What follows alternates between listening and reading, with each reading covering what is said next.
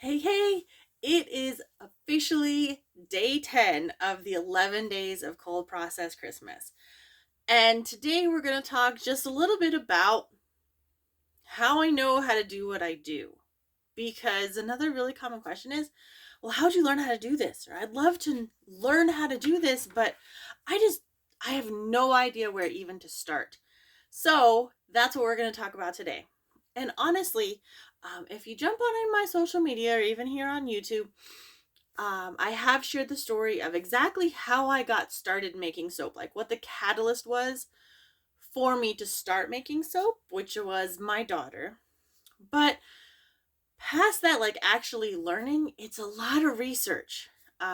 There are so many amazing resources, and then it's a lot of trial and error. Now, that may not be something that you want to hear, but it's the honest truth. And I don't typically sugarcoat things, so that's just kind of what you get with me. First thing I did was I started watching YouTube videos, and we're talking a decade ago, where I started watching different soap makers and how they created soap and what they did. And I went to the library and I would check out books on soap making.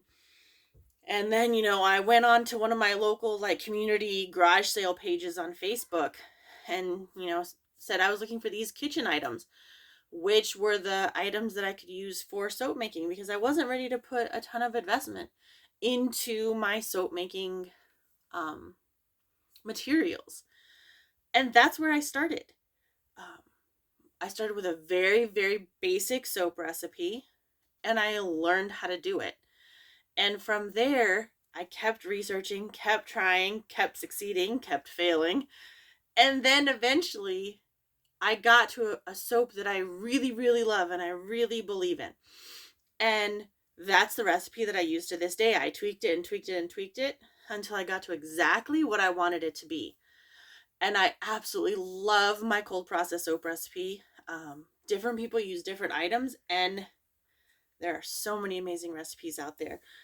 There are so many soap makers that love to share their recipes and what they do and how they make it.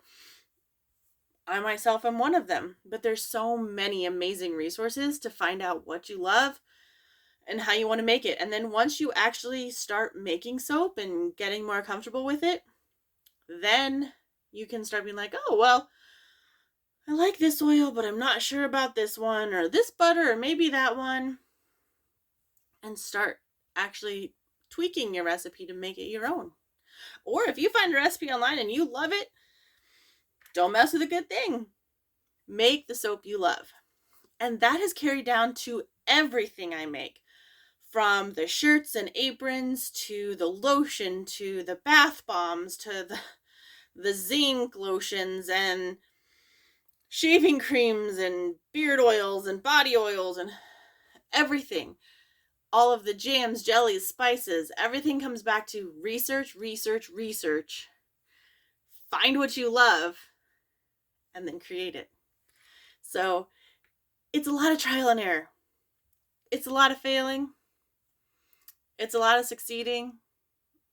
But it'll always be a great time if you're doing something that you really enjoy. So the best thing I can say is find artisan soap makers or candle makers, or I make candles probably differently than anybody else. Like, everybody does things their own way. Find somebody that you love, that you like watching, that you like learning from.